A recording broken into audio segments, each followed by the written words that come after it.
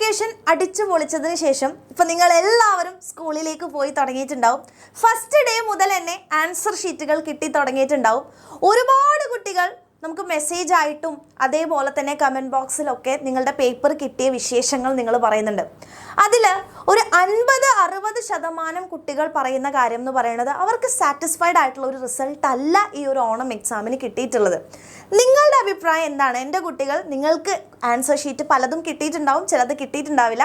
നിങ്ങൾക്ക് എന്താണ് തോന്നിയെന്നുള്ളത് ഒന്ന് ഈ വീഡിയോ ഒന്ന് പോസ്റ്റ് ചെയ്തിട്ട് കമൻറ്റ് ബോക്സിൽ എന്ത് ചെയ്യുക, കമൻറ്റ് ചെയ്യുക. നിങ്ങളുടെ അതായത് ഓരോ സബ്ജക്റ്റിൻ്റെയും മാർക്സും നിങ്ങൾ അതിൽ സാറ്റിസ്ഫൈഡ് ആയിരുന്നു എന്നുള്ളത് ഒന്ന് കമൻറ്റ് ചെയ്യുക കേട്ടോ. ഇനി നമ്മൾ മനസ്സിലാക്കേണ്ട കാര്യം, നമ്മൾ ചുറ്റുപാടും ഓണം എക്സാമിൻ്റെ ഒരുപാട് അനാലിസിസുകളും കാര്യങ്ങളൊക്കെ നമ്മൾ കേട്ടിട്ടുണ്ടാവില്ലേ. അതിൽ മോസ്റ്റ് അല്ലെങ്കിൽ എല്ലാവരും പറഞ്ഞിട്ടുള്ള കാര്യം എന്ന് പറയുന്നത് ഓണം എക്സാം ക്വസ്റ്റ്യൻ പേപ്പർ ടഫായിരുന്നു, വളരെ സ്റ്റാൻഡേർഡ് ആയിട്ടുള്ള ക്വസ്റ്റ്യൻസ് ആയിരുന്നു, അതുകൊണ്ട് തന്നെ കുട്ടികൾക്ക് നന്നായിട്ട് പെർഫോം ചെയ്യാൻ വേണ്ടി പറ്റിയില്ല എന്നുള്ളതാണ്. അപ്പോൾ ഒരുപാട് പാഠങ്ങൾ നമ്മൾ ഈ ഒരു എക്സാമിൽ നിന്ന് പഠിച്ചിട്ടുണ്ട്. സോ സ്വാഭാവികമായിട്ടും ഈ ഒരു തെറ്റുകൾ നമ്മൾ മനസ്സിലാക്കുക, അത് റെക്ടിഫൈ ചെയ്യുക എന്ന് പറയുന്നത് നമ്മൾ ഏറ്റവും ഇമ്പോർട്ടൻ്റ് ആയിട്ടുള്ള കാര്യമാണല്ലേ. സോ ഈ ഒരു ഓണം എക്സാമിൻ്റെ ആൻസർ ഷീറ്റുകൾ നിങ്ങൾ കിട്ടുന്ന സമയത്ത് നമ്മൾ ചെയ്തിരിക്കേണ്ട കുറച്ച് കാര്യങ്ങളാണ് ഞാൻ നിങ്ങളോട് പറയാൻ വേണ്ടി പോകുന്നത്. ഇതെന്തായാലും നിങ്ങൾ ചെയ്തിരിക്കണം. അടുത്ത എക്സാമിന് നിങ്ങൾക്ക് മാർക്സ് ഇംപ്രൂവ് ചെയ്യണം എന്നോ അതിയായ ആഗ്രഹം ഉണ്ടെന്നുണ്ടെങ്കിൽ ഉറപ്പായിട്ടും നിങ്ങൾ ചെയ്തിരിക്കണം. ഒന്നാമത്തെ കാര്യം എന്ന് പറയുന്നത്, ആൻസർ ഷീറ്റുകൾ കിട്ടുമ്പോൾ മൊത്തം നിങ്ങൾക്ക് ഓരോ ആൻസർ ഷീറ്റുകൾ കിട്ടുമ്പോഴും നിങ്ങളത് അനലൈസ് ചെയ്യണം. പൊതുവെ ചെയ്യുന്ന കുട്ടികൾ എന്താ ചെയ്യാന്ന് വെച്ച് കഴിഞ്ഞാൽ, ആൻസർ ഷീറ്റ് കിട്ടും, ഓക്കെ ഇത്ര മാർക്കാണ്, പിന്നെ അത് ആരെയും കാണിക്കാണ്ട് എടുത്തു വെക്കും, ഒന്ന് നോക്കുക പോലുമില്ല. പക്ഷേ എൻ്റെ കുട്ടികൾ എന്താണ് ചെയ്യേണ്ടതെന്ന് വെച്ചാൽ, എന്താണ് വാട്ട് മെയ്ഡ് അല്ലെങ്കിൽ എന്ത് മിസ്റ്റേക്കാണ് എൻ്റെ കുട്ടികൾ ചെയ്തിട്ടുള്ളത് എന്നുള്ളത് നമ്മൾ മനസ്സിലാക്കേണ്ടത് വളരെ ഇമ്പോർട്ടൻ്റ് ആയിട്ടുള്ള കാര്യമാണ്. അപ്പോൾ ഈ ഒരു എക്സാമിൻ്റെ ആൻസർ ഷീറ്റുകൾ കിട്ടുമ്പോൾ പല രീതിയിലായിരിക്കും. ഒന്ന്, നിങ്ങൾക്ക് ചിലപ്പോൾ ചാപ്റ്റർ നന്നായിട്ട് അറിയാത്തത് കൊണ്ടായിരിക്കും, അല്ലെങ്കിൽ ആ സബ്ജക്റ്റ് നിങ്ങൾ പഠിക്കാത്തതുകൊണ്ടായിരിക്കാം മാർക്ക് പോയിട്ടുണ്ടാവുക, അത് നിങ്ങൾക്കറിയാം. ഇനി അല്ല എന്നുണ്ടെങ്കിൽ നിങ്ങൾ ഓരോ ആൻസേഴ്സും എഴുതിയ രീതിയിലുള്ള മിസ്റ്റേക്കുകളായിരിക്കാം, അല്ലെങ്കിൽ നിങ്ങൾ കാൽക്കുലേഷനിൽ വരുത്തിയ മിസ്റ്റേക്കുകളായിരിക്കാം, സമയം കിട്ടാതെ സ്കിപ്പ് ചെയ്ത് പോയതായിരിക്കാം അല്ലേ. അപ്പോൾ എന്തുകൊണ്ടൊക്കെയാണ്, എവിടെയൊക്കെയാണ് നിങ്ങൾക്ക് മാർക്ക് പോയത്, അതെങ്ങനെയാണ് പോയത് എന്ന് നമ്മൾ മനസ്സിലാക്കിയാൽ മാത്രമാണ് നമുക്ക് അടുത്ത എക്സാമിന് നിങ്ങൾക്കത് റെക്ടിഫൈ ചെയ്യാൻ വേണ്ടി പറ്റുള്ളൂ. സോ അത് നിങ്ങൾ കൃത്യമായിട്ട് മനസ്സിലാക്കണം. നിങ്ങളുടെ വീക്കർ പോയിന്റ്സ് എവിടെയൊക്കെ ആയിരുന്നു എന്നുള്ളത് മനസ്സിലാക്കിയിട്ട് വേണം നിങ്ങൾ അടുത്തതിന് വേണ്ടി പഠിച്ചു തുടങ്ങാൻ വേണ്ടിയിട്ട്. ആൻഡ് അടുത്ത നമ്മളുടെ ക്രിസ്മസ് എക്സാമിലേക്ക് വരുന്ന സമയത്ത് നിങ്ങൾ ഫോക്കസ് ചെയ്യേണ്ട കുറച്ച് കാര്യങ്ങളും കൂടെ മിസ് പറഞ്ഞുതരാൻ പോവാണ്. ഒന്നാമത്തെ കാര്യം എന്ന് പറയുന്നത്, നമ്മൾക്ക് എല്ലാവർക്കും അറിയാം, സ്റ്റാൻഡേർഡ് ക്വസ്റ്റ്യൻ പേപ്പറാണ് ഇനിയും വരാൻ പോകുന്നത്. ഇത് തന്നെയാണ് റിപ്പീറ്റഡ് ആയിട്ടും അല്ലേ, ഇനി അടുത്ത എക്സാം ആണെങ്കിലും ഫൈനൽ എക്സാം ആണെങ്കിലും എല്ലാത്തിലും ഈ ഒരു പാറ്റേൺ ആണ് നമ്മുടെ സർക്കാർ പിടിക്കാൻ വേണ്ടി പോകുന്നത്.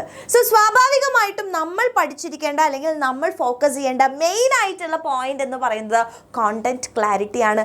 നമ്മൾ പഠിക്കുന്ന കാര്യങ്ങൾ, ഓരോ സബ്ജക്റ്റ് ആയിക്കോട്ടെ, അതിൻ്റെ ഓരോ ചാപ്റ്റേഴ്സും ഡീറ്റെയിൽഡ് ആയിട്ട് ഡീപ്പായിട്ട് എൻ്റെ കുട്ടികൾ പഠിക്കുന്നുണ്ടോ, പഠിച്ചിട്ടുണ്ടോ എന്നുള്ളത് നമ്മൾ ഉറപ്പ് വരുത്തേണ്ടതുണ്ട്.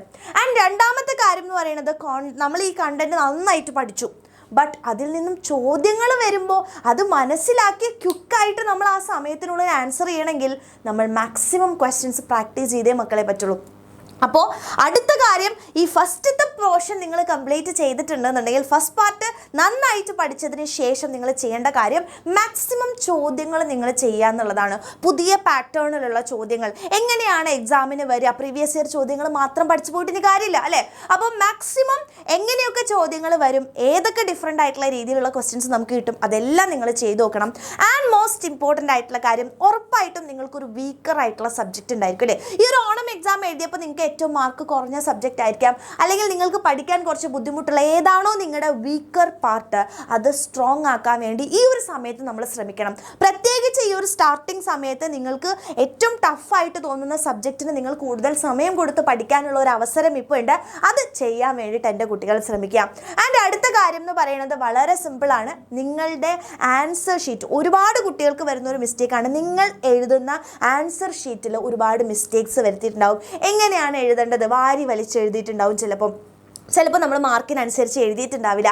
സോ ആ ഒരു ആൻസർ ഷീറ്റ് എങ്ങനെ നമ്മൾ നന്നായിട്ട് പ്രസൻറ്റ് ചെയ്യണം എന്നുള്ളത് കൂടെ നിങ്ങൾ ഇപ്പോഴേ ചിന്തിച്ച് തുടങ്ങണം. നമ്മൾ പഠിക്കുമ്പോൾ തന്നെ, അതിൽ പരീക്ഷയുടെ അന്ന് പോയിട്ട് എഴുതുന്ന സമയത്തല്ല നമ്മൾ നോക്കേണ്ടത്, ഇപ്പോഴേ എന്ത് ചെയ്യുക, അതിനും കൂടെയുള്ള ഒരു പ്രാക്ടീസ് നിങ്ങൾ കൊടുത്ത് മുമ്പോട്ടേക്ക് പോവുക.